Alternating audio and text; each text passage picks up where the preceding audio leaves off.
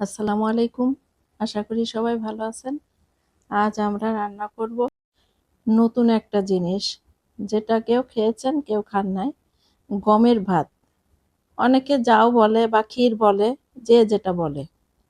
প্রথমে আমি প্রেসার কুকারে পানি দিয়ে ওই গমের চালটা দিয়ে দিলাম, দিয়ে সামান্য একটু লবণ দিয়ে সিদ্ধ দিয়ে দিব। এটা শুধু লবণ আর দুধ ছাড়া আর কিচ্ছু দিব না।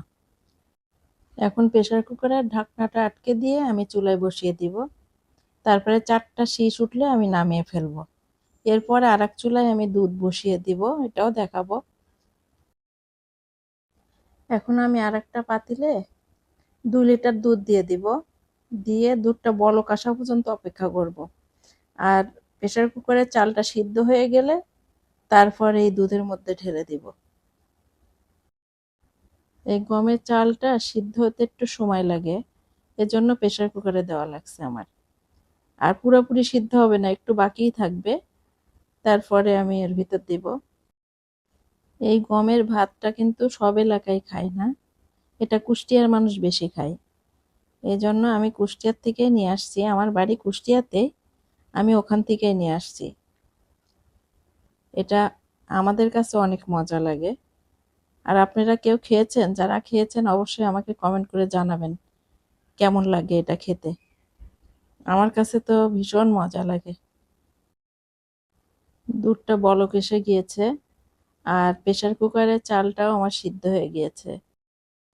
এখন চালটা একটু ভালো নাড়াচাড়া করে, নিচে একটু লেগে গিয়েছে ওটা উঠায় নিয়ে ঢেলে দিব।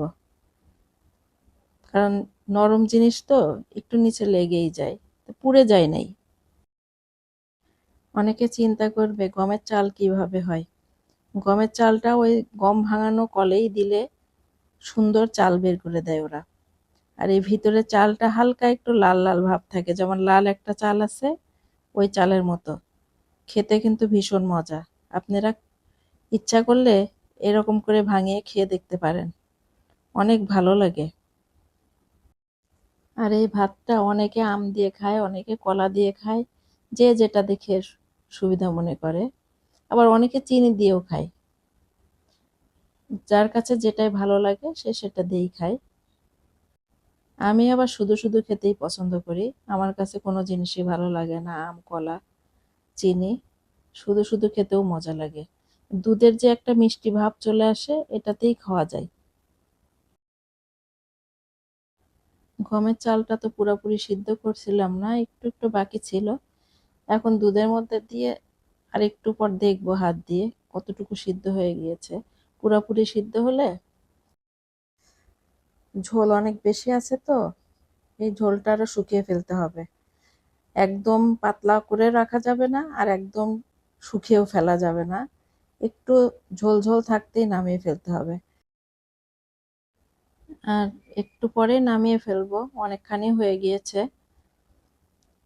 একটু রস সহ না রাখলে, একটু নরম নরম রাখলেই ভালো লাগে। আর একদম শক্ত হলে তো খেতে ভালো লাগে না, পায়েসটাও একদম শক্ত হলে তো ভালো লাগে না। এইরকমই নামাইতে হয়, যেমন পায়েসটা নামাইতে হয়। আমার রান্নার ভিডিওগুলো আপনাদের কাছে কেমন লাগে? যদি ভালো লাগে অবশ্যই আমার সাথে থাকবেন, আর আমাকে সাপোর্ট করে যাবেন। একটা ভিডিও করতে অনেক সময় যায়, তারপরেও ভিডিওতে ভিউ আসে না। কেন আসে না আমি জানি না, হয়তো ভিডিও সবার কাছে ভালো লাগে না। যদি ভালো লাগে অবশ্যই সাথে থাকবেন।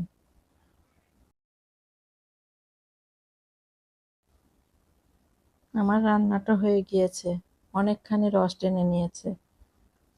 এখনই আমি নামিয়ে ফেলবো, নামিয়ে পরিবেশন করে আপনাদের দেখাবো। ভালো লাগলে অবশ্যই সাপোর্ট করবেন।